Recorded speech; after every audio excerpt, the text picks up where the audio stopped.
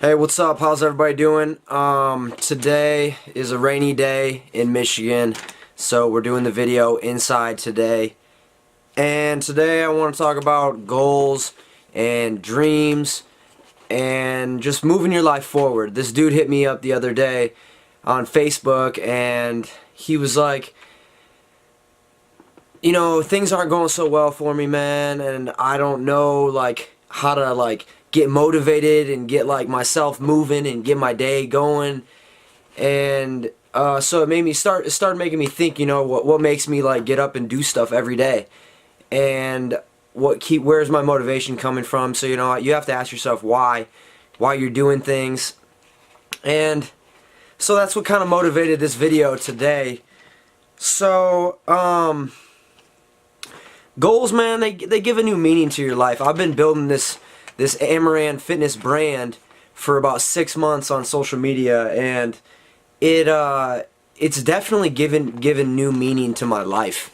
You know, I have a lot more excitement for everything, and like time just flies by. I cannot keep track of my time. It's like I'm just so focused on what I'm doing that just the day is just like flies by, and I'm using every second. I'm milking every second that I have.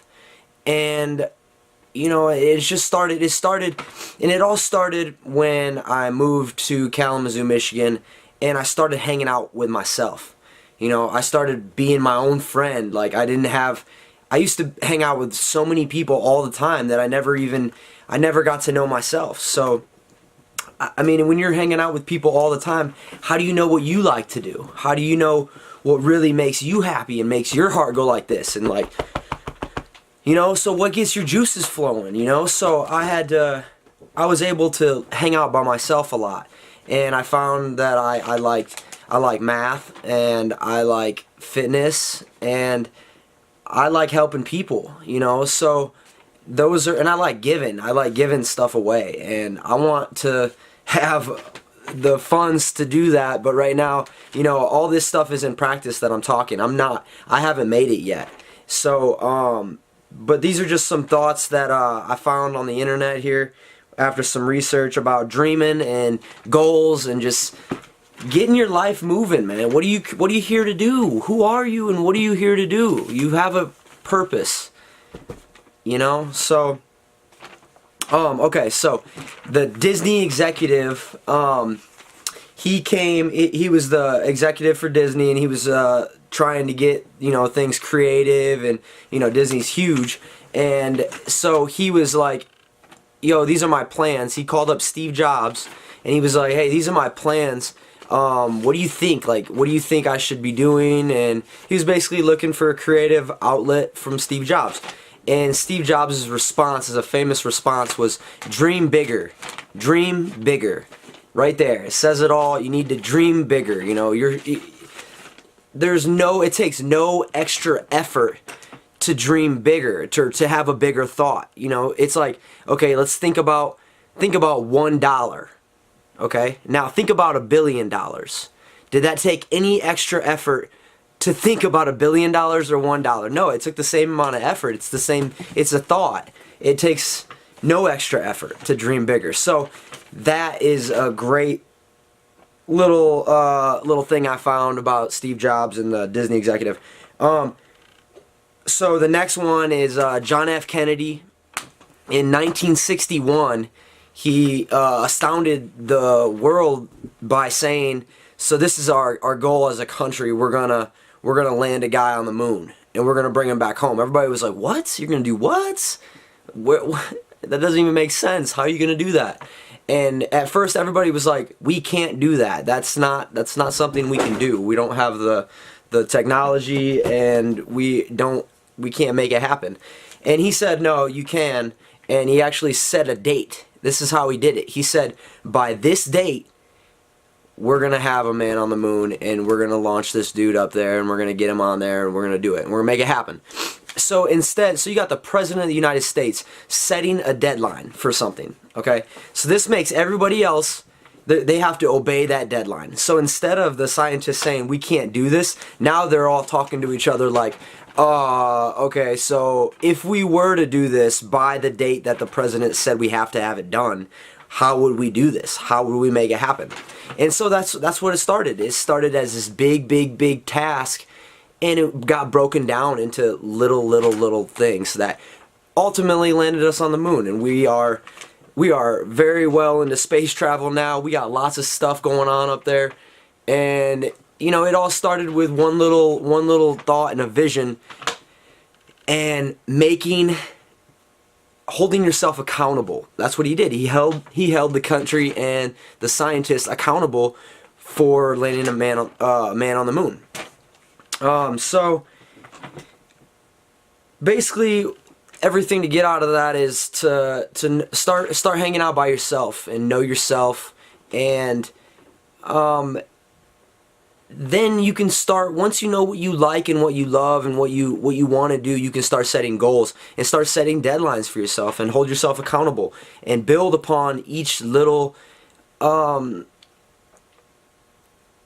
a day. Like, it's like saving your day to a memory card. Build upon each day. Just keep building upon. You know, when I first started building my brand, it was like, I had these thoughts that come in my head, and they'd be like, no, this is a stupid idea. Nothing's really going to come of this. You should just stop now. And every time, it was like every day for like 6 months. And I still get them today. It's like, oh, you shouldn't make a video today. There's no point. No one's going to see it. It's not relevant. And those little thoughts can be so, they can drag you down, and they really can. They can stop you from doing it. But what I found that works for me is to just continually find action to keep going, to, like, you know, instead of like sitting back and letting myself think about maybe doing some marketing or doing this and that and this, I just going to do it, you know, and just getting up and just going to do it and ignoring those thoughts, because they're not real. I think it's just trying to hold you back. But anyway, so I got a little story, of course, today to tell, to kind of this story is going to show you that there's always a way to do something. There's always a way. You know, you just got to dig, you got to find it, and you got to keep going and stack upon your goals. Keep stacking little goals on top of little goals, and eventually you're going to accomplish a huge goal. You know, so the Tale of Two Pebbles, that's what it's called. The Tale of Two Pebbles. So there's this farmer, right? And he gets some money lent to him by this big wig in the town. And this he's a nasty old man, and he's not very nice, and he lends the farmer the money, okay?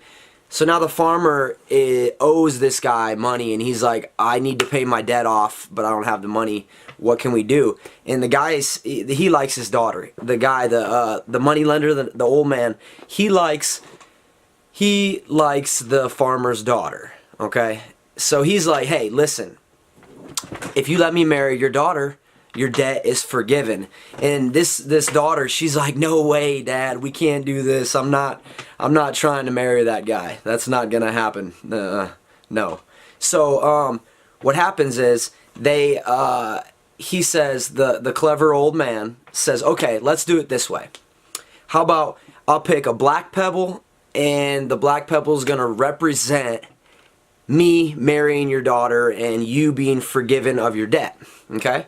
Now, let's pick a white pebble. So there's two pebbles, a black one and a white one. And the white one represents not marrying the farmer's daughter, but the farmer still gets his debt paid. Okay, so either way, the farmer's going to win. It's just whether the daughter is going to marry the old man or not. Okay, so they go down to the stream. They go down to the river. And the old man picks up two black rocks, right? And he puts them in the bag. And he's got two black rocks instead of a black and a white one.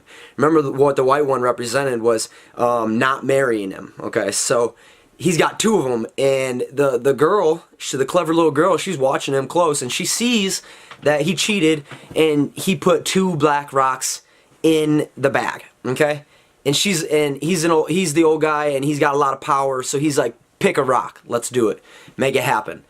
And so the girl can't say nothing. She's not in a position of authority to talk back to this guy. So she reaches into the bag, okay? Now, what do you think she's thinking right here? She's like, oh, man, I'm screwed. I gotta marry this dude regardless. I'm screwed. Like, what do I do? You know?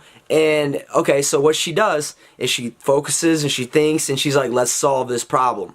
So she reaches in the bag and she grabs the black rock without being seen, okay? Without being seen. And where are they at? They're at a riverbed. So she pulls it out, drops it real quick, and she's like, oh, silly me. And the black rock is just all of a sudden, it's everywhere.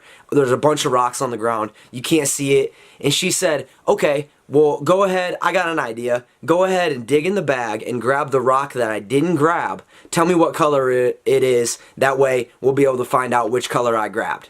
And so, cleverly, he goes in. Obviously, it's a black rock. And she's like, looks like we dropped the white one. We'll never know, though. But look, the point of this story is that you can always find a way. You can always keep digging and keep scratching, and there's always a way to solve a problem. Like, when I started my business, I'm like 6 months into it right now, you know, and there's so many times where like I got so frustrated, and it was like, how am I gonna make this happen? You know, and it was so it could have been, I could have quit at any time, and I haven't made it yet, but I'm just saying that there's always a solution. Okay. All right, this video is long enough, and I will be talking to you soon. Stay positive and persevere.